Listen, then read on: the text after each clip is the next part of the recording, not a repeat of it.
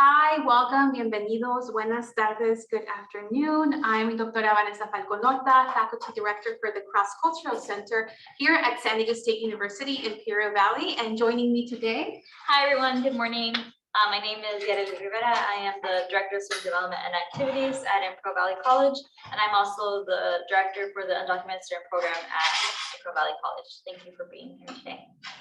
Yes, and just a little bit about the Cross-Cultural Center. So the Cross-Cultural Center here at San Diego State University in Imperial Valley first began in last year, November 2021. And since then, we've been dedicated to creating inclusive, validating, socially just spaces for our students here on campus.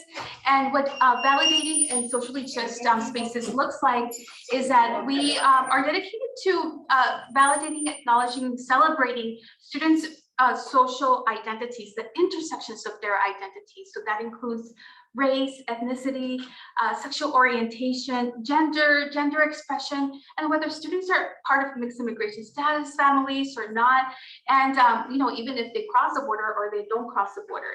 And for today, it's really important to highlight the advocacy of our undocumented students.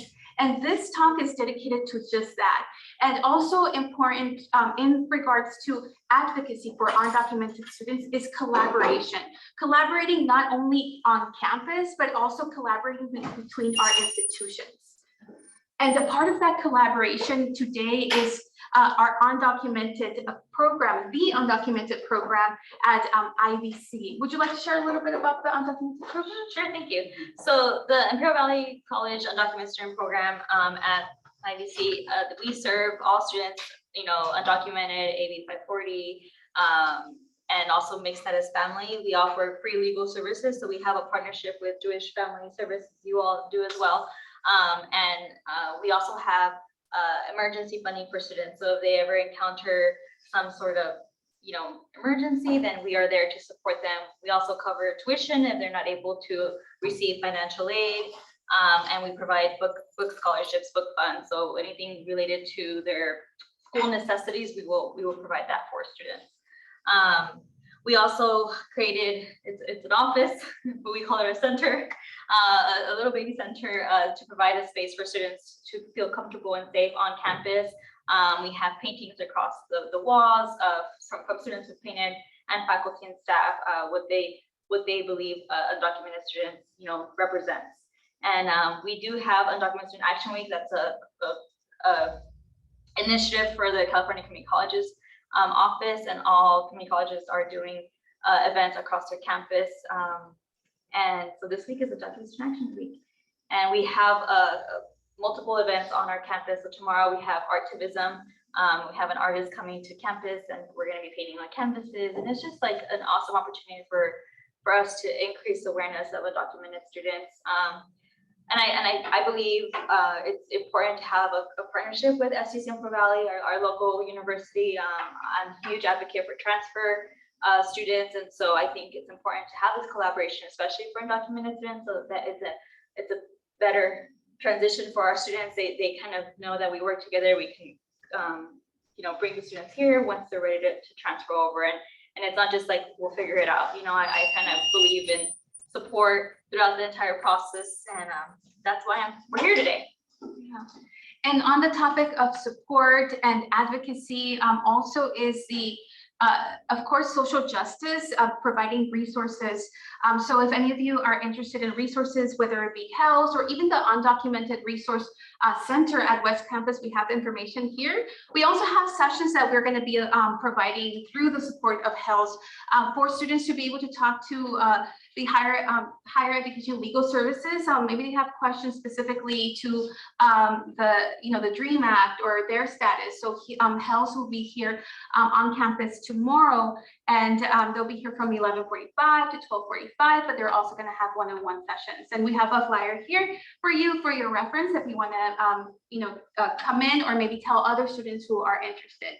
But also hand in hand with support is also the celebration and of undocumented students' strengths, resiliencies, talents. And that is what today's session is dedicated to.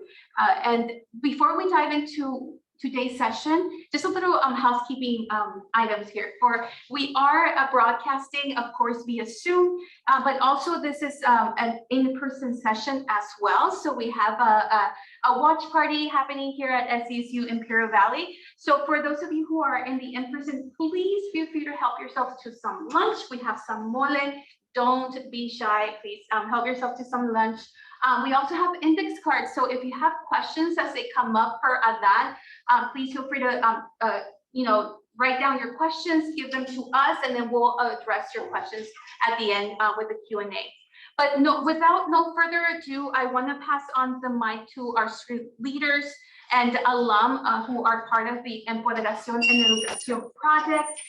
This is Carlos Fitch, Christy Jimenez, Ivana Avalos, and Victoria Lara. So with no further ado, I will pass on the mic now to our leaders behind Empoderación en Educación, beginning with Victoria with the land acknowledgement. Thank you. All right, good morning, everybody. Before we begin, we'll proceed with our land acknowledgement. For millennia, the Kumeyaay, Quechan, and Cocopa people have been part of this land. This land has nourished, healed, protected, and embraced them for many generations in a relationship of balance and harmony. As members of the San Diego State community, we acknowledge this legacy. We promote this balance and harmony. We find inspiration from this land, the land of the Kumeyaay, Quechan, and Cocopa. All right, and as Dr. Falcon just explained a little bit about the Cross Culture Center here at SDSU-IV, I'd like to explain a little bit more in particular about Empoderación en Educación and why we're here today and what this project will be doing for us and what we hope to share. So Empowerment in Education, or Empoderación en Educación, is an initiative here at SDSU, a student-led initiative that takes form as a series of lectures, symposiums, and activities such as this one, both online and in person, where we hope to bring and amplify the voices of underrepresented success stories and people in higher education, including people from the Black, Native, Undocumented, and LGBT communities all along the Baja California border regions, just as we are here today. So wherever you guys are joining us from Zoom, and I know you're here from SD Tijuana region, but we do hope to bring all this information and support to our faculty, our students, and our staff, and by helping highlight these stories and highlight these people. So without further ado, I'm going to hand it over to Carlos and Adan, who will be sharing a little bit more about the project here today. So we bring you Resistencia indocumentada, exploring the lived experiences of higher education undocumented students in the San Diego-Tijuana border region. Thank you, Victoria. And to introduce Adan Escobedo, Adan was born in Tijuana, Baja California, Mexico. He's an educator and artist based in the South Bay region of San Diego County. He's also an advocate of STEM education for 10 years. And Adan Escobedo's program has been recognized by the San Diego County Office of Education as Next Generation STEM Champions. Adan's dissertation is focused on the lived experiences of undocumented students in higher education and the factors that led to resiliency and resistance. Brought over at age 2, Adan lived in the United States as an undocumented person for most of his life. It is with hope that his work will contribute to give a voice to the many who are in the position he once was. After completing his doctoral journey, Adan hopes to become an agent of change, promoting equity wherever his career takes him. In today's guest lecture, Resistencia indocumentada, exploring the lived experiences of higher education undocumented students in the San Diego-Tijuana border region, Adan Escobedo Sanchez will present his research focused on exploring the living experiences of higher education undocumented students in the San Diego-Tijuana border region to consider what factors have led to resiliency and resistance in their academic journey. The phenomena of resistance and resilience is explored to tackle the dual narrative, either as scholars or criminals, that burden undocumented students from the illegality as a master status that they possess. This study makes use of critical pedagogy to bring forth educational practices that have promoted success within undergraduate undocumented students. An undocumented critical theory lens is utilized to dispel the perceived binary narrative of undocumented lives and gives voice to undocumented students. The study utilizes testimonial as a research methodology to create an environment of reflection, politicization, and transformation. And with that, I'll turn it over to Adan for his guest lecture. Thank you, Adan. Thank you. Good morning, everyone. My name is Adan Escobedo Sanchez, and I will be presenting my dissertation that I'm working on called Resistencia indocumentada, exploring the lived experiences of higher education documented students in the San Diego-Tijuana border region. And the purpose of this research, it's because it is very personal with me. Thank you, Carlos, for that introduction. I was undocumented for most of my life, and I will be sharing that narrative with you. The way I want to approach this is definitely more informal, because I feel that this space should have less of informality. I do want to acknowledge that informality does not exclude academic. We are all academics, but we're all here to experience something that's unique and transformative. And I think that if I follow a predetermined presentation, that it takes away the nature of my narrative and my research. I want to be transparent with everybody here, because if we're going to be telling these stories, we want to acknowledge that these stories are coming from a place of acknowledgement of where we're from. So before I begin with this presentation, I do have a video prior. I will give everybody a little bit of warning. Being undocumented, there are narratives that we hear often, and they can be triggering. These narratives that I'm going to present in this 30-second short video that I made, I just want to give a trigger warning that you're going to hear some of the narratives that they place on undocumented students and individuals in this country. However, this is particularly important for our research because I want to dispel that narrative. So I'm going to go back and see if it plays, and let me know if you can hear it.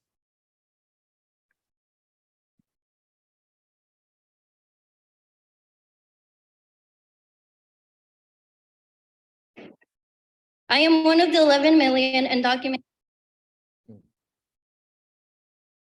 I will give it a second to load. If not, we don't have to watch it, but it's definitely a video that I compiled together, demonstrates like the I am one of the 11 million undocumented immigrants living in the shadows of the United States.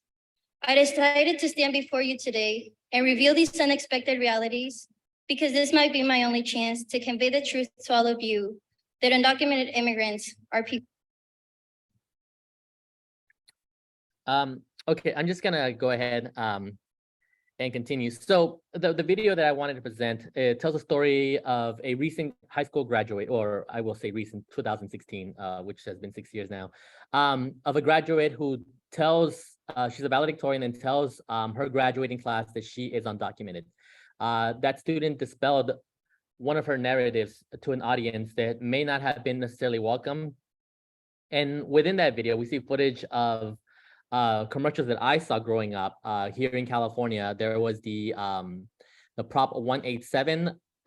There was pushed heavily by Governor, I believe, Pete Wilson at the time, who did not want undocumented students in our campus, even though we were protected by Pilar Veto. So you always hear, at least in the media, these narratives of undocumented students. We hear they're criminals. I mean, when Donald Trump announced his presidency, the first people he attacked are Mexicans, and he called us criminals, that we're not sending their best, call us drug lords and rapists, and so as someone who was undocumented here, hearing that narrative spelled over and over gets tiresome. But Trump wasn't the first one. We also had it when I was in high school with George Bush.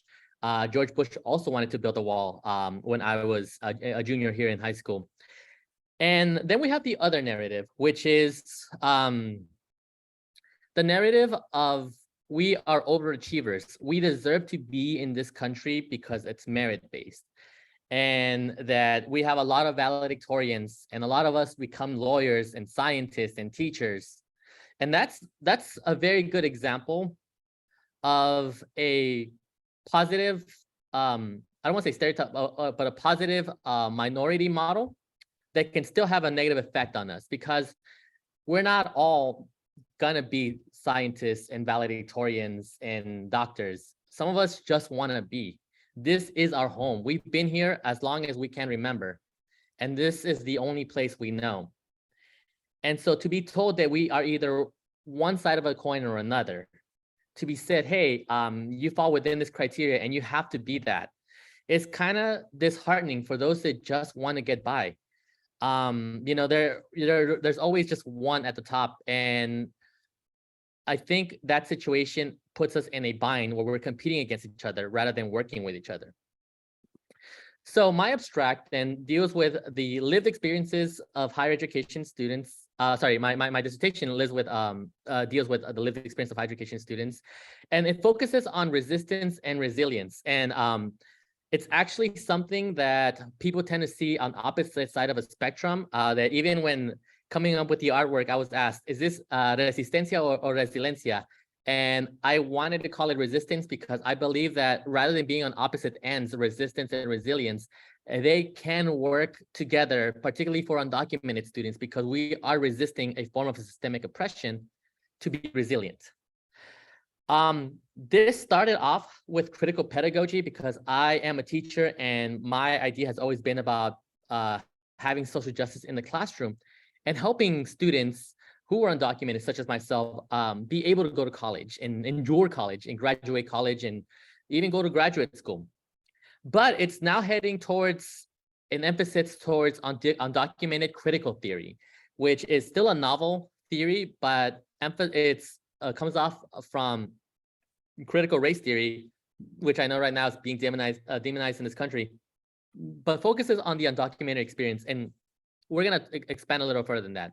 And then this study uses the testimonials research methodology, which is collecting stories, narratives from individuals, so I can include their narratives, because I think when we include this narrative, it'll push towards dispelling that idea that I presented earlier, which is the criminals or the valedictorians. So being undocumented. So the video presented earlier presents that dual narrative that we see in the United States. And while a landmark case, Tyler v. Doe in 1982 states that grade school students can have the right to go to school if they're undocumented, it doesn't make an easy one. And then either way, we don't get to go, we don't actually have guaranteed admission to college. So as you get older, as you reach that age of 18, if you've been here for a long time, that protected status begins to disappear. And there's this book called Lives in Limbo, which I highly recommend, that tells the stories of undocumented persons, students particularly, during the Bush era, and how they discuss something called illegality as a master status. And illegality is an ugly word. There's no such thing as any human being illegal, but for the purposes of this dissertation, the notion of illegality as a master status does at least have credence in the idea that, above every other identity, you yourself see yourself at least have that fear of what comes to being undocumented. So we have this idea that that education is a safe space, and we have community, we have outreach, inclusion members. I'm grateful for this space that I'm being invited to. It seems that you're all supporting each other. If an undocumented student is able to access a college education, they receive all these benefits. College, of course, is a form of socioeconomic mobility, and students that are able to enroll in higher education are able to continue benefiting from protected status. To an extent, school is the safe space, and higher education institutions may actually offer more support and outreach to undocumented students. And of course, it's a motivator to help get oneself out of that blue-collar expected workforce and enter something more white-collar. But being part of an institution helps. It helps us stay grounded and protects them from the anxieties that one can experience with being documented. There's still a sense of detachment, within campus, and I I don't know if anyone in the audience has experienced this, but certain like expectations in a university or in community college sometimes reinforces those anxieties and fears of being undocumented. And so you usually kind of look for a communal link to stay in your institution. So so we do still have some obstacles in college, and UCLA did this study a while back, and it mentions undocumented students face high financial insecurity, which I definitely experience. Undocumented students report high levels of stress and inclusive mental health services. The first time I went to therapy as an adult was because of college, and I was diagnosed with actually having chronic stress hives, which explain a lot of my symptoms growing up. Undocumented students have difficult accessing correct information. This one I experience even now. And undocumented students experience immigration-related distractions that hurt their academic performances. And my heart goes out to anybody that's a DACA recipient.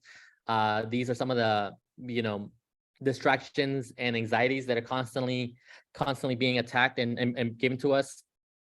So to reiterate, those that are able to get to college, we are protected, but we still are not. We're still not an easy street, which of course, with being undocumented, it's never going to be an easy street, at least in a situation that we find ourselves because of that illegality with a master status, that thing is still like the elephant in the room. It's still stuck with us. So my research question then asks, so even though we established that college is a great space for undocumented students, the journey is not an easy one. And for this reason, I ask, despite the various barriers experienced, what factors have led to resiliency and resistance in higher education undocumented students? Now, this is a very complex question, so I explore it via an internal and an external factors. The first one I ask is, to what extent is resiliency or resistance manifested among undocumented students as they navigate through current educational practices and administrative policies in higher education? So in layman's terms, like, how do undocumented students deal with the classroom and the admissions? And then the second one is, in what ways are the lives of resilient or resistant undocumented students supported by other societal systems outside of school, family, friends, church? What helps them stay in college? So we have these like driving lens, which is resistance and resilience. So I have 4 lenses in the study, with undocumented critical theory being the driving force. The first notion, of course, is the one of resistance and resilience. And resilience is, as an action, is defined of proceeding to overcome a challenge. Resilience as a theoretical framework is used to understand how individuals who overcame obstacles in their lives. Now, resistance can be defined as self-advocacy, and resistance often occurs within a system of oppression. And I place them together, not on opposite sides of a spectrum, but are interconnected, because people that are resilient often negotiate time, resisting difficulties. And when you are successful in resisting, that negotiation pushes further resilience. The next thing that I have is critical pedagogy. And when I take a look at that study, I wanted it to be in colleges. So I'm choosing, any college in the San Diego-Tijuana border region: San Diego State, UCSD, Southwestern Community College, San Diego City College, any of the privates like Point Loma of Nazarene, or USD. And the idea, of course, is to see how critical pedagogy amplifies resistance and resilience. So, because critical pedagogy is multifaceted by nature, and it explores like intersectional concerns, and being undocumented is an intersectional concern. And critical pedagogy is a form of dialogue and practices that calls forth to create positive change for students. As educators, we have to take on the call to create change for our students, despite whatever background it is. That's why it's an intersectional framework. Critical pedagogy argues that the systems currently in place often dehumanize us and oppresses us. And when we're oppressed, we we don't usually have a voice for ourselves, and that's because the system is built that way. You know, a system will never provide the tools for us of liberation because it benefits from us. You know, institutions, especially higher education institutions, do provide some access, but even then, I do believe that these systems, like overall in place, don't give us the support for advocacy. We need to have that, but when you're undocumented, it's a little bit hard because, you know, having that self-advocacy means self-outing. And one of the notions, at least how I experienced it, was, you know, if you're out yourself as undocumented to someone who may not be receptive to that, it might not just put yourself in danger, it might put your family and friends or anyone who is also undocumented. So this is where critical pedagogy helps out, because hopefully everybody here in this audience at some point has experienced a connection with an educator that kind of pushed them to at least continue their education. I was fortunate enough to experience that a few times in my life. And as such, I believe that that's the essence of critical pedagogy, which is change in the classroom through teachers being agents and supporting their students. So the next one is critical race theory. And critical race theory is a hot topic right now in the United States. It's being demonized by conservatives and ultra conservatives. But it's usually critical race theory and Latinx or Latine critical race theory is utilized towards my next step, which is undocumented critical framework, but whose tenets are still beneficial. Critical race theory basically states that racism is an endemic in the United States. It is within us. That doesn't mean that no other country has racism. If that were the case, I'd be somewhere else. No, it just means that in this country, this country was built on racism. Critical race theory means to just contextualize how racial inequalities appear within our society and education. One of the things that I saw growing up was when Obama became president, people were saying, oh, racism is over, we have a Black president. And yet, you know, 8 years later, we have Donald Trump, we have DACA getting repealed or challenged every so often. You know, we have trans rights now being banned. There's so many talking points that are going on. You know, Roe v. Wade was just taken, and these are all aspects of critical race theory, which is, again, that it's so embedded in our system that we have to acknowledge how these systems were in place and how they affect everyone. And then, you know, Latinx, Latino, Latine critical race theory pushes that forward and looks at certain topics within that community, our community, which is or my community, which is, you know, looking at narratives, immigration, institutional neglect, a language, borders, identity, you know, what defines one as Latino, Latina, Latinx, or Latine. And so with all those forces together, then we lead to the next one, which is the guiding principle here, undocumented critical theory, which was proposed by Aguilar in 2018. So it's still very novel, only 4 years old. Actually, I think it was published this month. And the idea is that we need to let go of that immigrant binary, the one I mentioned earlier. We are not criminals and we're not overachievers. We can just be in the middle. We can be overachievers or we can be the other. But whatever it is, we don't follow two stories, okay? And we want to embark on a journey towards social justice, which is that we want to acknowledge that our stories are for the better good. We want to share these narratives because the more we share them, the more we break away from that narrative. And so they have 4 tenets of this critical theory, which is first, fear is an endemic among immigrant communities. I'm not saying we live our lives in fear. I'm saying that there's always that sense that our way of life can change, and that is promoted by fear. The second, of course, is that the second tenet is that we all experience different experiences. Again, this is what I stated earlier. You know, our lives are liminal, meaning that because of our constraints, there are some things that we share in common, but we all experience this differently. The next one is sacrifices from parents. Now, again, this is one that may change from the last tenet, which is, you know, we all have different experiences, but there's a greater narrative of at least a form of being brought over by parents, and there's a sort of sacrifice of letting themselves go to just provide something here.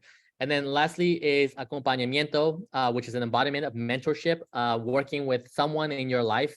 Can be a teacher, can be a friend, someone that kind of keeps you grounded here, and it helps you at least navigate in the space. Kind of gives you a community engagement, and that's what keeps us here, you know, community engagement. So I don't really need to get into my literature review, but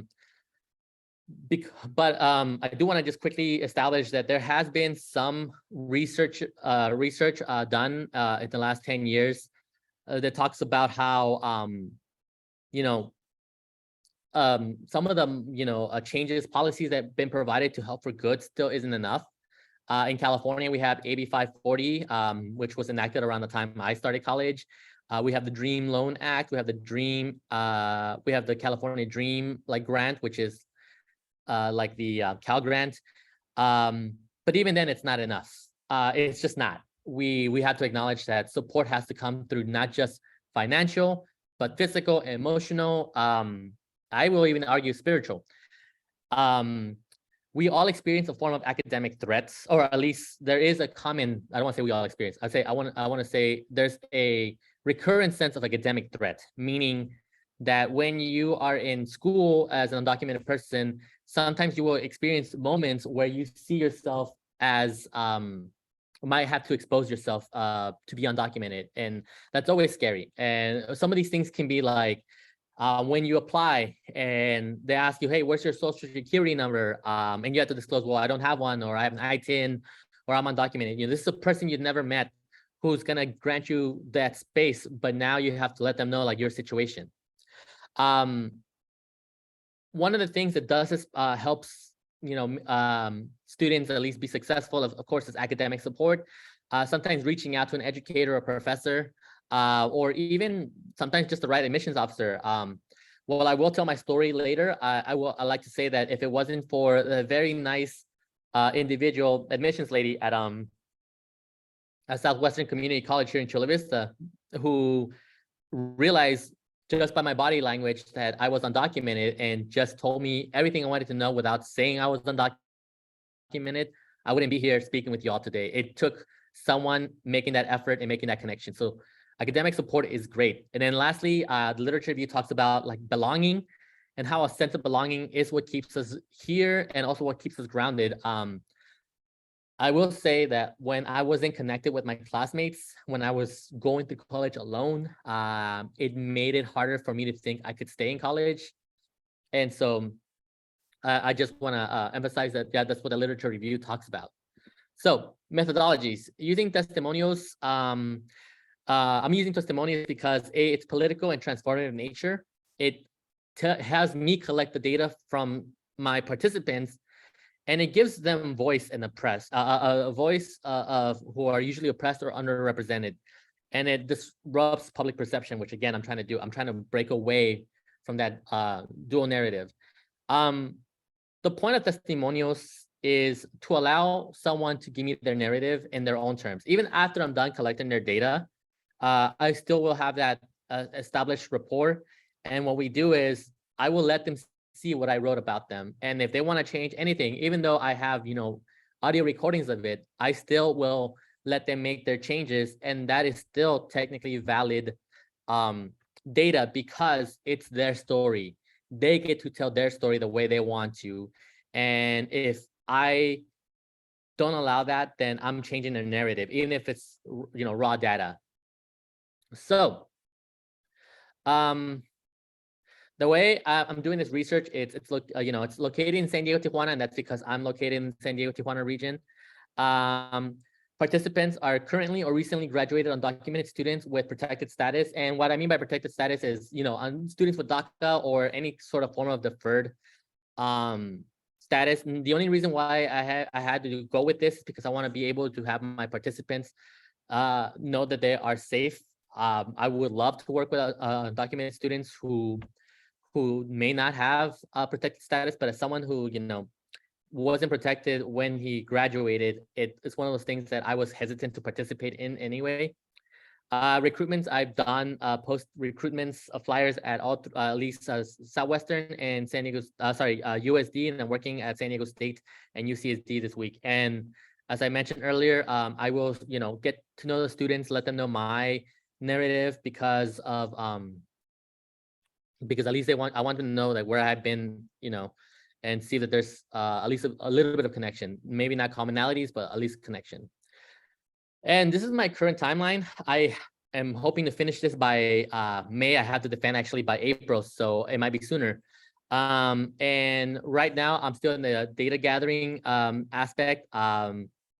But the intent, of course, is to share what I found. And these interviews are not meant to, like, I'm not gonna find something profound and shake something. Instead, I'm gonna be sharing these narratives and talk about how they break away from that dual view of undocumented persons. So now, before I go to my conclusion, I do want to at least share my story, if it's okay with everyone in the group. So I was born in Tijuana, in a small province called El Tecolote. And somehow I always knew that. It was nothing that my parents hid, but I never knew that I was undocumented. Growing up in the United States, I spoke Spanish first and then English after I started watching The Simpsons and the Power Rangers. So, my family came over because we come from a long line of panaderos. Everybody was a panadero in my family. My father, my grandfather, my uncles, all 8 of them, they all worked at panaderias. And so in the late 80s, early 90s, there was a growth of panaderias here in San Diego. And so we came here. I had no idea of my status. I just lived my life. I was very active in school. I was considered to be gifted. I, partook in every academic extracurricular activity, and I loved it. I wanted to be president of the United States when I was in the 4th grade. I participated in the student body, and then somewhere along the line, I committed the first cyber crime here in National City by accident. I was very gifted with computers, and because of that, I got to install these softwares on the big blue bubbly Apple computers around National City District, elementary school district. Something called Accelerated Reader, which is this reading program that for some reason was supposed to change the way we read. And one of my friends apparently took a wrong test and asked me to go in and erase it because it was an honest mistake. And me being a 6th grader had no idea that they were going to be committing fraud. So I went in, I erased this grade. I said, "You're fine." But he kind of stole the password that I had created and then started taking tests and erasing them so that he can get good grades later. And he spread this news around. So the cops were involved, the principal was involved, and without knowing, my mother, the principal, and my 6th grade teacher said that I needed to get out of my school because my classmates were taking advantage of me. So they wanted me to have a fresh start when I would start in middle school. So I started going to National City Middle, which was literally the building next to my elementary school, without knowing that my mom had already this whole thing set in motion. So one weekend, my mom tells me, "By the way, this is your last weekend at National City Middle. You're going to go to a school called Hilltop High. They have a great STEAM program," before it was even called STEAM. And I thought, this is the first time I ever got in a fight with my mom. How dare she take me away from the life that I knew? What was she thinking? And she told me, she told me this: "You do not have the luxury of choosing where you go and what is given to you. You are undocumented. If you haven't figured it out by now, I don't understand why you're a genius." So my mom was very brutal with the words, but she was always honest. And I remember I cried because my mom just told me I was undocumented. I didn't know what undocumented was. I just knew that I wasn't a US citizen now. I didn't know what that entailed. So I went to a new school, and at that school, I flourished. I made friends, but I will say it was such a different environment. National City is a heavily Filipino and heavily Hispanic city. It's very diverse. It's smaller. It's, I think, 1 mile each side. You can run. That's why we even have a street called the Mile of Cars, because there's just miles and miles of cars that you can buy. And then when I got to Hilltop, it was a very Caucasian school. Very, I sometimes would joke and tell my friends that the first time I saw a real white person was when I went to middle school. But at Hilltop, they placed me in Avid so that I can somehow, get the idea of going to college. I was put in these advanced courses, and I did flourish and I did make friends. I didn't feel like myself though, because it felt at this point like I was hiding myself, especially in a demographic now that I didn't know. I did not know this middle class Caucasian community when I grew up in this very like low, low income or Title I school income that's very diverse. And so 1 year, 8th grade, 2 things happened that changed my life. And in the first one, I don't want to like beat a dead horse, but 9/11 did kind of start showing a little bit of racist cracks in the school. The borders were shut down. My friends that I made in that school, while I don't think they had ill intent, started saying, terms that I didn't feel comfortable with. And then the second thing that changed was that I finally realized what being undocumented meant. I applied for my Avid teacher made everybody write an essay for the San Diego Padres scholarship. And I can't even remember what the essay was. I just remember that I submitted it, and then she told me a few days later that my paper was selected to get that scholarship and that they would need my social security number. And that's when it hit me, and I was like, I can't collect this. I don't have a social security number. For days and days, the teacher asked me, and I knew that I couldn't delay it longer. So one day I just was like, you know what? I don't know my social security. My parents won't tell me.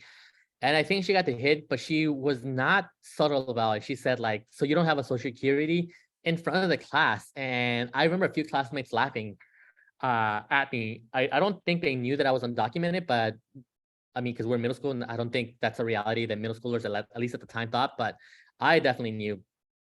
So that's when things started becoming kind of real for me.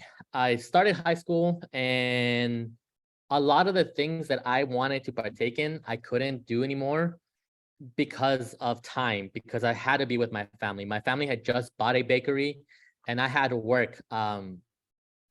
I would be up every morning at 4, be making bolillo at 5, making cakes, donuts, whatever.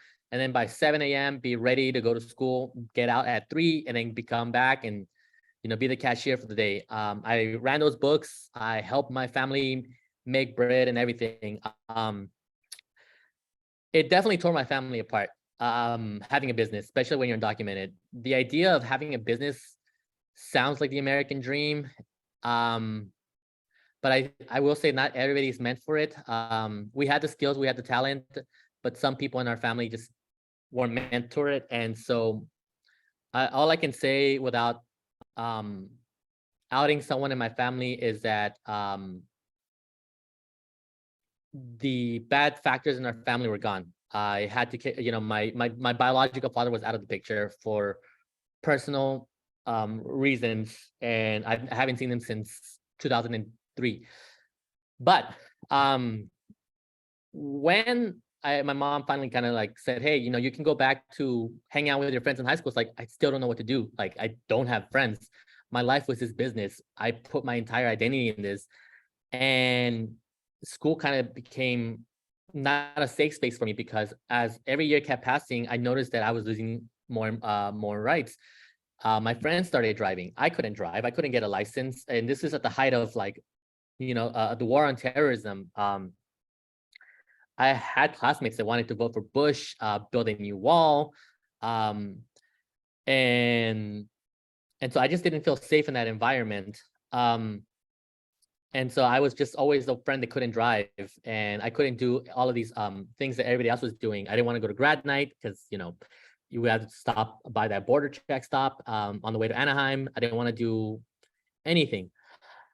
I think for me, though, the most disheartening moment, at least when I was in high school, was I had this teacher, and I don't want, she's a colleague of mine now because, we work in the same district, but she had this board, for seniors, where every time you got a college acceptance letter, you would go up and write your name at that underneath that college.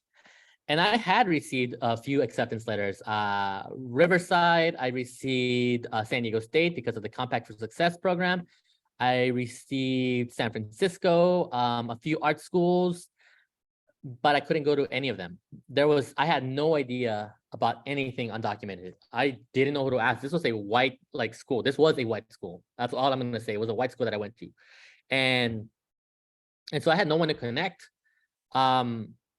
I would just tell people I'm going to community college, which at the time felt kind of bad because they really pushed for these 4 years. High school counselors always push for these 4 years. So right now as a teacher, I always emphasize, you don't have to go to a 4-year. You can go to a community college. It's a great option. It's still college. It's still rigorous, and it's still such a great experience. But at the time, I felt as if I was, as if I had failed. But I was forced by my AVID teacher to go to this registration day. And so I registered. And the first thing that happened, I signed up for classes, and I was so excited until they gave me my bill. Looking back at it now, I wish I could pay those prices. But at the time, $1,000, 18-year-old kid in 2006, I had no idea. I openly wept in front of my mom saying, how am I going to do this? How am I going to go to college? Is this it? My mom says, we'll figure it out.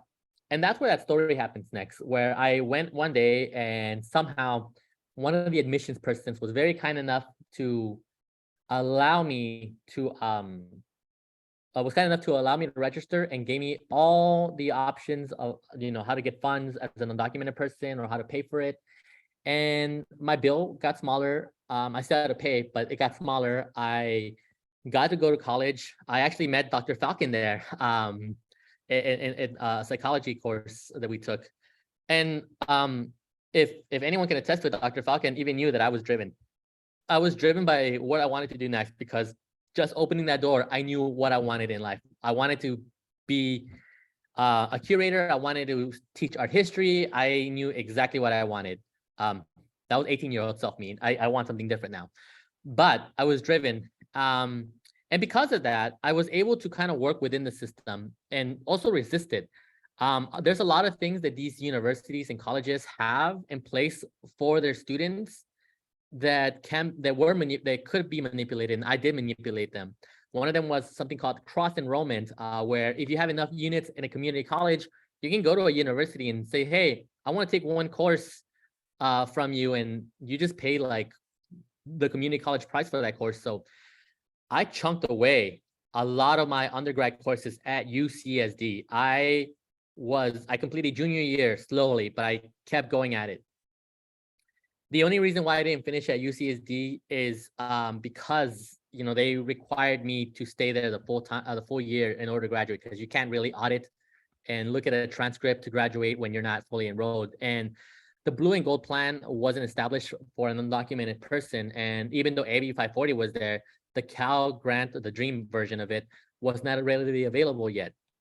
At the same time, the loss of my grandmother really impacted me, because she died in 2011, and she died full-blown Catholic, and I had stepped away from the church. But because of how she died believing in that, I decided to take a course on religious studies, and I realized I kind of want to learn this too now. So I applied to get a minor, since I had to stay a year.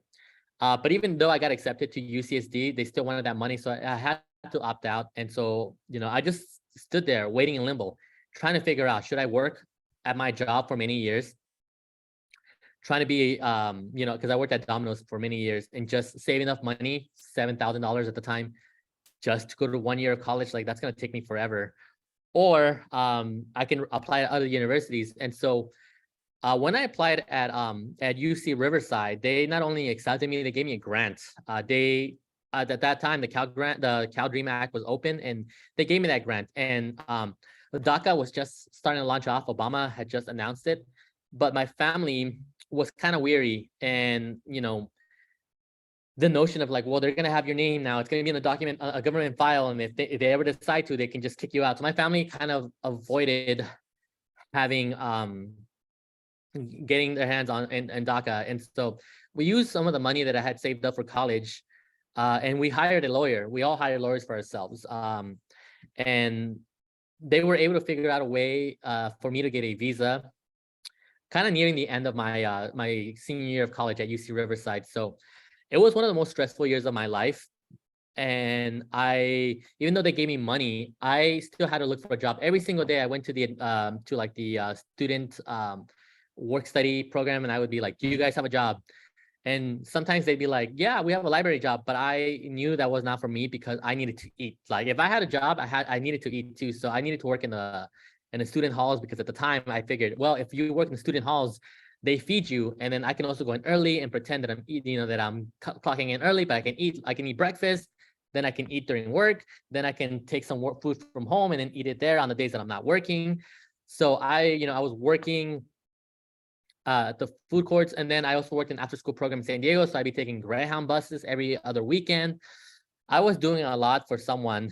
And I hit a breaking point, which is why I mentioned I had to go to therapy for the first time. And I didn't disclose my status to the therapist, but I did disclose it to a few classmates of mine who were very receptive. I'm grateful that I made college friends that understood the situation, especially in Southern California.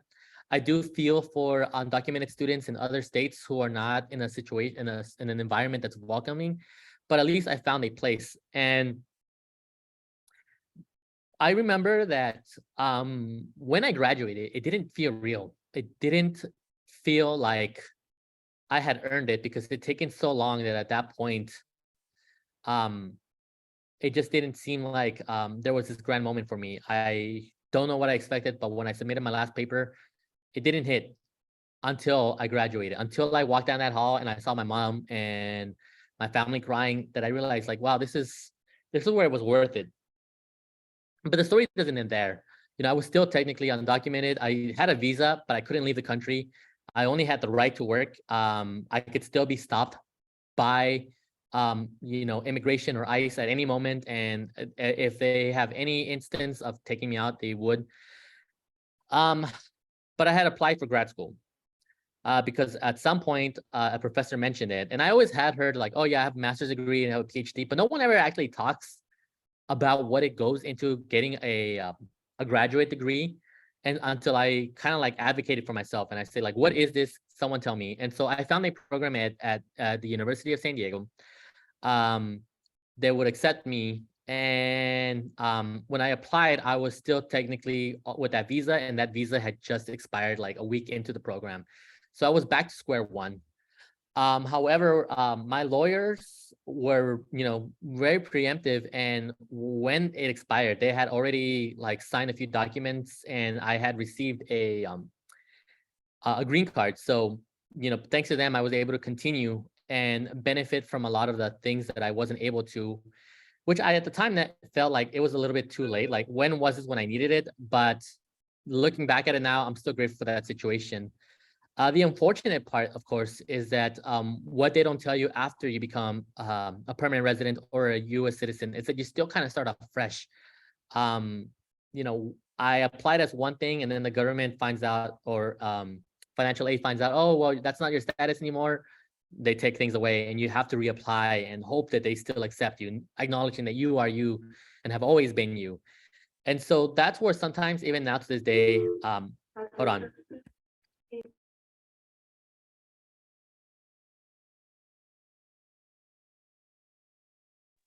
Sorry, I just want to protect whoever they're calling's identity. So it's one of those things that even to this day, now I became a U.S. citizen last year on the eve of September 11. On September 10th, I did the interview and they gave me my certificate and I became a U.S. citizen.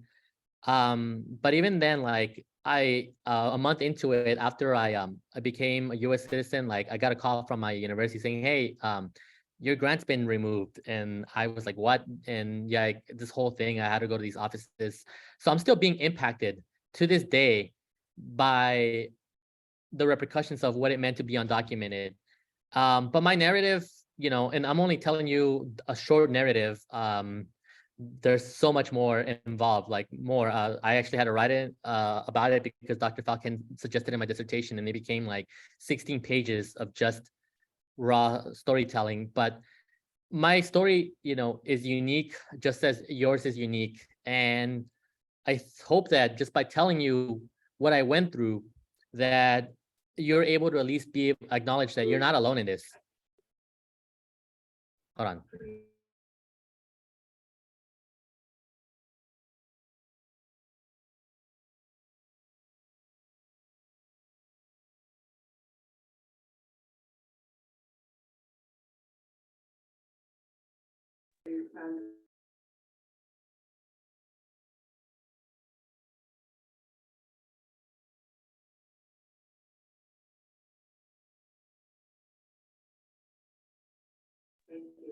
Okay, apologies about that. It's lunchtime now, so they're making a lot of announcements.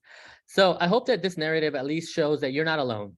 There's many of us out there. I eventually met more undocumented students.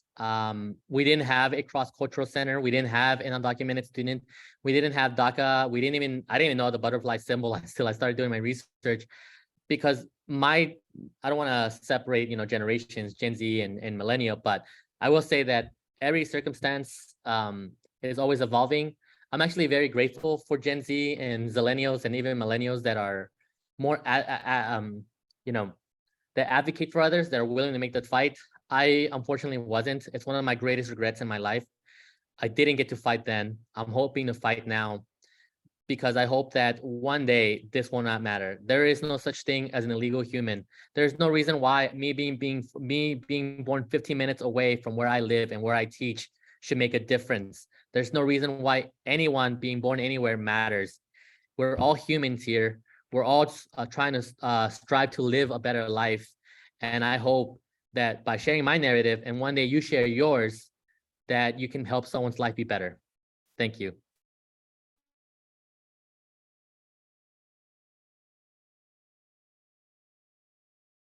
Oh yeah, and you have any questions, go ahead and ask.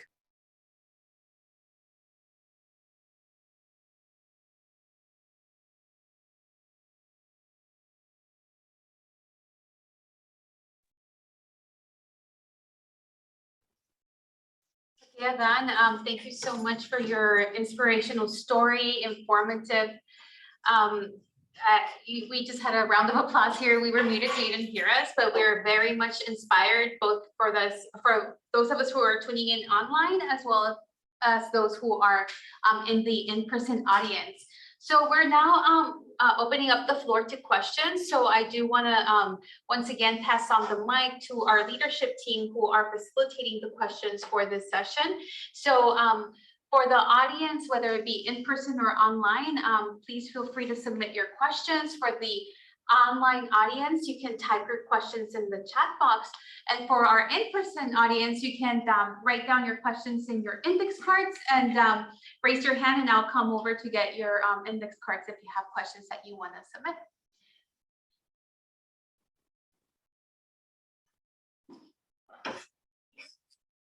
So with no further ado, I pass on the mic now to our leadership team. And please go ahead and ask the questions that you have.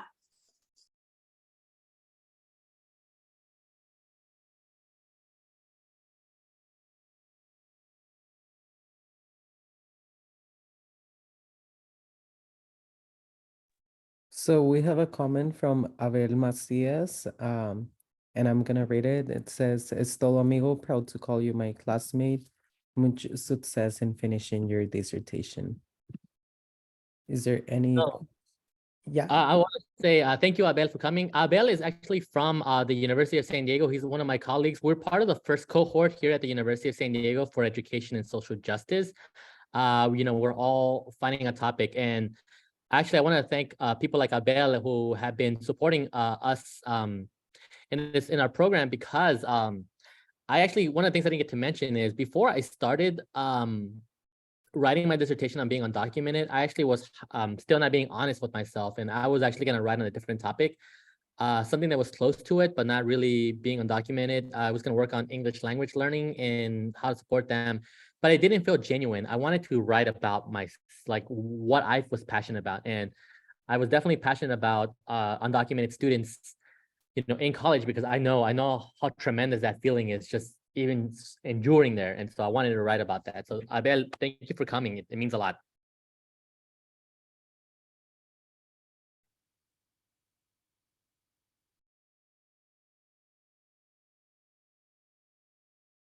All right, and I'll start us off with a couple of questions as we get the chance to collect some more either online or in person. So, and after everything you mentioned, and like you said, knowing what you know now and wishing like you would have had that information earlier and how helpful would that have been? What are some of those pieces of knowledge and services that you now know of, and programs and policies and just structures of support that you find empowering and you wish to share and promote and raise awareness for? Okay, so this is a very loaded question, but it's actually something that I've always been pushing here at our school's ELAC. First and foremost, parents. We need parents of undocumented students as early when they're in middle school, elementary school, to know that college is a thing. It's a thing for them. It's still available. And so I've always mentioned it to our, not PTA, but our ELAC meetings, which is, you should invite me over so we can talk. I don't need to out anyone because, of course, I want to keep everybody's personal life private, but acknowledge that we should take space for undocumented students and say, hey, there are resources for students who are undocumented. They can still go to college. In California, we have the AB 540, which means that you do not have to provide, or you still qualify for in-state tuition as long as, you graduated from a high school. That's something that changed that $1,000 community college charge to a mere like $200, because it's like still $33 a unit. But it's something that wasn't told to me until I found that nice admissions person. And so I want to mention that, yeah, there's California AB 540. There's the Dream Loan Act, which means that here in California, you can actually take out a loan. I find that a little bit counterintuitive, because if you can take out a loan, it's still going to be hard to pay off. I think that's a little bit like, if you by any chance can take out a loan and you can pay it off, by all means necessary. But I do think that those that propose the California Loan Act should also be aware, do you guys know your demographic? I mean, if someone's undocumented and they have enough money to take out a loan and pay it back, I think you're kind of missing the point there. We do have the California Dream Grant, which is like the sister of the Cal Grant, which is you're usually guaranteed like around $10,000, I think, either a year or overall for undocumented students when they go to a higher education. You just got to apply a Cal Grant and then just choose the one that says Dream, and you're good to go. It'll connect with the university. Most of my experiences with admissions have always been good after I became more honest about who I am to myself. Another thing, and one of the things that in one of the books I read, Lives in Limbo, that made sense is have a mentor. And it's one of the tenets of undocumented critical theory. And by mentor, you don't actually have to look at a teacher, and you don't have to dispel like what is a mentor, but have someone that you feel comfortable enough to be yourself around with. That friendship, that mentorship, that connection here is gonna be able to help you push forward. Because in the end, if you find someone that's truly a mentor or truly a friend, they won't let you stay down. And it's one of those things that we feel like are rare, especially when you're undocumented. But in reality, I have faith in humanity, and I have faith in the people that I surround myself with. And I do think that despite the misgivings in this country and the embedded racism that we have in here, there's more good than bad. Other things that I would utilize is the cross enrollment. I used it. I loved it. I took all these AP courses in high school, and they didn't matter in college because I couldn't go to a university. So when Southwestern College, took all my classes and converted them to their credits, and I became I became a junior like 1 month into my freshman year at Southwestern College, because I had taken all these AP courses in high school. I did cross enrollment. I actually, before I chose UCSD, I also tried San Diego State. I also tried a few of the art colleges because I wanted to see where I felt right. And I chose UCSD because I felt like a academic connection to it. I like San Diego State, and some of the aspects that San Diego State gave me still impact me to this day, because I took some museum studies classes there. And to this day, they're still impacting me, but I settled with UCSD because I got to work. The reason is because I got to work with someone who actually discovered some of these like Pompeii heads in the 70s. And so this is like a huge deal for me as an art history major at the time. So use cross enrollment. Don't just pick one college, explore. Maybe you'll fall in love with UCSD, maybe San Diego State, maybe Point Loma, whatever school offers cross enrollment, try it. It's one of those few things that as an undocumented person, I will say kind of works to your benefit, because now you don't have to feel like you need to commit. You get to taste it, you know? It's like cross enrollment's almost like the Tinder of like choosing colleges. Like, nope, I didn't like this one, go to the next one. So those are resources I believe. Of course, there's DACA, but you know, we're in a weird space right now. And as for families, I don't know if I'm just allowed to like plug in my lawyers, but I will say that there are opportunities that you can look into. One of them, of course, is the U visa. If you've not, I wouldn't wish this on anyone, but if you have been a victim of the crime in the United States, you do get a chance to at least start off with a work permit and visa. I had family members who were unfortunate victims of here in the United States of crimes. And because of that, they went to a lawyer, they got a U visa, and now they're U.S. citizens. But you know, it's not something that I would endorse easily, because you know, you have to be a victim of a crime in the United States. And the U visa is part of the Violence Against Women's Act, and so it's this whole thing. But it is something that, you know, can offer alternative pathways if you experience that. And I only mention this because, you know, statistically, sometimes undocumented persons are exposed to hate crimes, and we are taught to, you know, fear is an endemic. And as fear is an endemic, we don't usually disclose to the police. I actually was attacked at a trolley in like 2011. I was interning at a Balboa Park at the Museum of Art, and someone attacked me. And rather than asking me like how I was, the police asked me questions about my status. Was I in a gang? Like, why did they attack me specifically? Like, what's my social security number? Like, things that I didn't want to hear at a moment of just being beat up in a trolley in San Diego. And so, you know, I don't think this was a hate crime, but I was a victim of crime. And I'm not saying that that's what I got. Mine was a different case. I'm just saying, like, there are other alternative things to it besides DACA. Next question. Thank you, Adan. On the topic of support, we have an in-person question here from our in-person audience. What do you think we should do as staff to help students feel comfortable, to feel understood? So this one is sort of a tricky topic, but the truth is, just let yourself be known that you're open to it. You don't have to out anyone, because outing is, you know, undocumented students should be able to have their own narrative. And if they want to tell you that they're undocumented, they can. If they don't want to, they shouldn't. But you should at least have that door open, acknowledge it.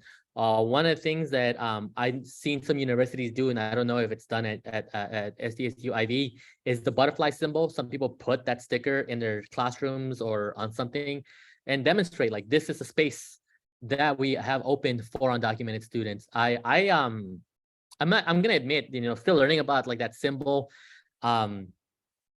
I even like knew where it came from at the time when I started doing my dissertation, but now and I still don't know actually, but at least seeing it everywhere, seeing which professors about it has led me to be willing to work with others and of undocumented students.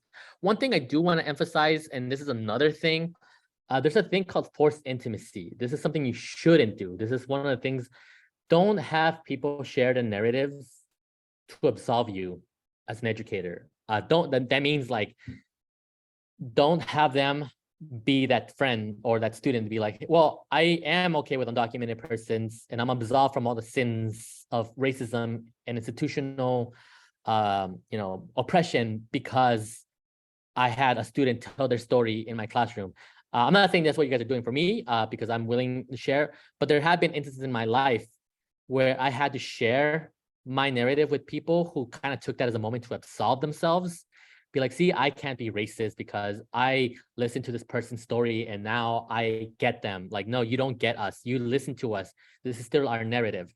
So, you know, being open, but don't force intimacy on others. It's the same thing that, you know, like people with disabilities, you know, like we call that inspirational porn, like, oh, you know, they're still here because they're disabled, and that's so great. Like, that's the same thing, you know, they're still here even though they're undocumented. Like, if I want to tell my story, which I am grateful to be here and I'm happy to share my story, you know, but that's because I wanted to. But in situations where someone makes, you know, wants to use that white guilt, you know, like, don't have that. So another thing, of course, is always be able to offer resources. You know, for example, if there's a requirement, a graduation requirement that has like students who are undocumented, they can't meet it, like you step into the office and argue for them. Be like, hey, you know, like, we have a global studies requirement. I'm still fighting for that. My university has a global studies requirement, and I am actively fighting and emailing like our advisors saying, hey, like, this is not equitable, like, at all. You know, if you hired, you invited me into the table and I'm and you know, I was telling my stories when I was undocumented. Like, you need to acknowledge that when I applied for this program, there's certain things I couldn't do. And in order for that to meet a graduation requirement, not just for me, but for anyone in your program, you cannot have that as a requirement. You have to offer alternatives. So literature, having the door open, symbols, and of course, not using them as a virtual signal. You're inviting them because they're human beings. That's how you support undocumented students. Also, if you want to, you know, participate in their events, you're more than welcome to, if you are welcome in that space.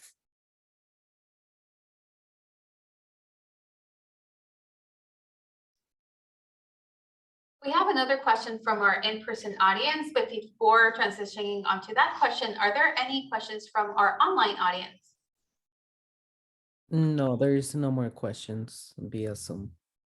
Okay, so on the topic of citizenship, what would you tell an undocumented student who wants to become a US citizen like you are now? What do they need to know?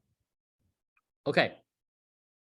This one is definitely personal, and I can't say that it's going to apply to everybody, but I will say that the way it worked for me was very beneficial. First, I want to say something that might be a little, I don't want to say controversial, but I want to say it scared the hell out of me the first time. When I got my green card, I waited months before I even got to go to Mexico. I was scared because I didn't know where I was going. I didn't know. Like, I knew I was from there. I knew my family was there. The language that I spoke, Spanish, was, you know, all my roots are there, but I didn't know that place. And I was scared to just come back. So what I'm gonna say, and I was scared to, like, they wouldn't let me back. Sometimes it would be like an error. Let that go. You're okay. It's okay to be scared, but I'm gonna say, when you find yourself back there, it's such a beautiful, like, experience. Like, I didn't know what I felt. I still can't describe the first time I went there, and the longing that I like to go there often. I live 15 minutes away from Tijuana, and I still don't go often because I'm so busy. Maybe when I'm done with my dissertation, I'll be spending more time there. Dr. Falcon, just letting you know. But if you want to become a citizen, there are a few steps. So first and foremost is, you know, being granted status, a work permit or something. Find a lawyer. Maybe I know they sound expensive, but some of them do, like, offer at least a consultation. And let them know your story. They're not gonna, at least because money speaks in this world, but they're not gonna, like, report you to anyone. A, it would hurt their business, and B, it's evil. But they can at least understand who you are and see where you fit, because there's many versions of visas to get you. Maybe you'll get a student visa, maybe you'll get a U visa, a V visa, work permit, whatever. Once you establish that rapport, pay your taxes. And sometimes those visas will give you like a 3-year waiting period. And that if you prove that you've done something with your life, which I think it's a very bad way to say it. I don't like that term, because we're all trying to live here, and the idea that we somehow have to be accomplished within that, I find that offensive. But this is the government, and we live in a systemic, you know, like, oppression. But if you speak to a lawyer, if you get that permit and you survive those 3 years, you know, endure those 3 years, and you show that you're a contributing member of society, they may push you towards that green card. green card now follows like 5 years. You have to be a green card holder for 5 years. And I have met people who just renew it out of fear of like failing their application.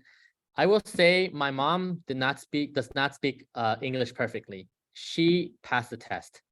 My sister just became a citizen a month ago, and they just asked her one question, which was, who's the president? And then she became a US citizen. I've somehow ironically had the full 10 questions asked to me, but there's an app for it where you can study, and B, I'm grateful for having gone to California and like being required to take, US Civ and Gov and remember all that stuff. It's interesting. A lot of Americans themselves won't pass the citizenship test, but you will. It's very simple. At least I think it was simple. I don't want to, again, this is a personal experience. They'll ask you things like, who was president? The two that you will have to research is like, who is your like representative, and name somebody in California that's a congressman. Then the rest is like, who freed the slaves? Who's the first president? How many stars are in the flag? How many states are there? They give you 100 questions to study, but they're so like simple, or at least memorable, that you can read them over and over and over and you'll remember them. Just a few ones that I felt, and again, I don't want to emphasize that the like test is hard. It's really, or make easy. It goes within person, but I will say that a lot of the questions are just memorization. And then they just ask you a few questions like, have you ever committed a crime? Have you ever so-and-so? And by the time you're done, like it's over within like half an hour. If you don't plan on changing your name, they'll give you that certificate now because of COVID. Like you will literally walk out that building with a flag and a naturalization certificate. The only thing that is gonna be bad is if you benefited from having a green card or you can use your green card to leave the country and come back. They take that away from you, so now you're kind of like stuck in the United States again for a while until you can get your passport. But I think the first thing is definitely getting a lawyer and helping you find out where you fit, because there are a lot of resources in the United States that we don't talk about. A lot of them just stick to that like one pathway. They can take years, like 20 years. I've seen people, but there's other ways that can work to your benefit. It's just that we live in a system that offers these resources but won't share them because this is how the system is built. And it's a shame because there's a lot of undocumented persons here that can do so much great in this world that are just not being invited to the table because of not wanting to share these resources to them. Adan, thank you so much. And just a disclosure, we just had a power outage, so we're improvising here with technology. But we have one last question from our in-person audience, which is, what's the difference that you have seen between the Generation Z and millennials on advocating for undocumented students? That's simple. Gen Z does not care. They're fearless, and I love them for it. Gen Z will straight up, like, they don't care. They're willing to risk it. And it's one of those things. I think for me, the fear, at least being a millennial, I was born in 1988. So yes, I was born in the 80s and in the 1900s. That like 9/11, I always think like sometimes in TV, they always like make reference at like, oh, that like breaking point, but it was a breaking point. It was scary seeing that happen. And then everybody becomes xenophobic the next few years. A president that chooses terrorism, locks our borders, creates TSA, ICE, all that stuff. And then you're asking yourself, like, do I really want to be out there? When I did cross enrollment, and the first time I went to UCSD, there was this publication. It's a satirical like comic called The Koala. And everything about it was a satire. But the first thing I read in there was not even undocumented, illegal aliens are invading UCSD. I knew it was a joke, but I was 18 reading that on my first day at this campus, and it was horrifying. To this day, I still think about like why? Like I know that sometimes people argue about humor, like shouldn't have limits, but like I still think like there's always some thing behind that humor or that like speaking, and I did not feel comfortable sharing who I was to people. I only shared with a few people. one of my high school teachers after high school. And then there was this professor at Mesa College who was my museum studies, who saw me like juggling a lot of things, and she asked me like, is there anything? And for some reason, I kind of dispelled to her that I was undocumented. And her name is Alessandra Moctezuma, and she really felt, I've been there. I was undocumented for a long time in my life. It's almost like I could sense that she was. But then I see Gen Z, and you guys have like your institutions, your groups. I got on TikTok. I'm 30, and I got on TikTok, and my algorithm was really smart because somehow it started giving me undocumented like content creators, and these guys are just out there honestly being like, I am undocumented, and making jokes about it. Like like one of them was like with the TikTok sounds, and I'm just thinking like, I wish I had that like that bravity, but I like the being brave. But that's the thing I love about this generation. Gen Z has just been open about everything. They're fighting for trans rights, for disability rights. They're fighting, Black Lives Matter, like undocumented persons. And I am so grateful for that. When they say the children are our future, well, first of all, Gen Zs, they're not children anymore. They're like in their 20s now. We're not with Gen Alpha, but I genuinely think we're gonna be all right. We just gotta tell the older generations like, hey, act now and help us, or the even older generations like, time's up, we're next, and this is the future we want. This is why I know that politically speaking, all these like conservative people like are making these efforts, like banning trans rights, pushing against DACA, because they know their time's up. They know that once that last final breath is up, even the most conservative Gen Z person will be more radical than the most liberal person right now. And I'm not a liberal, I'm a leftist, so I'm all about dismantling these like ideas of notions of like systemic oppression.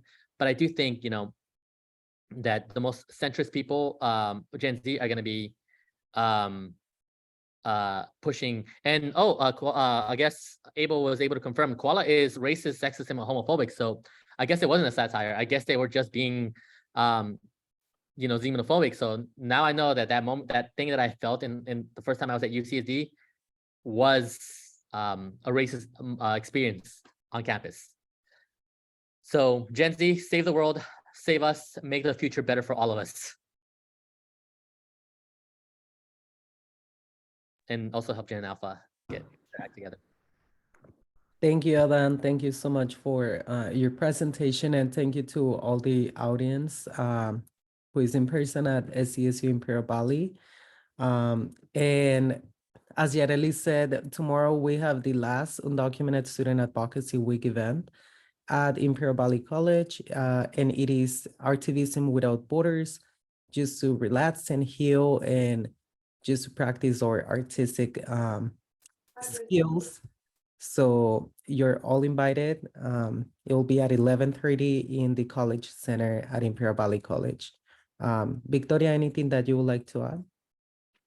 No, this was great. And then thank you so much for sharing your story, sharing these final words of encouragement. Again, sorry for the power outage thing, but luckily we do have this recorded and we hope to distribute it. But thank you for coming, and thank you for contributing to this event. I do want to say props to you guys for bringing mole. I'm tired of going to like events and just having sandwiches being catered to us or like spread. So having mole, that's some good stuff right there. Kudos to you guys. Next time I'm invited to one of these, I'm going in person to speak because I want some mole. So good job, guys.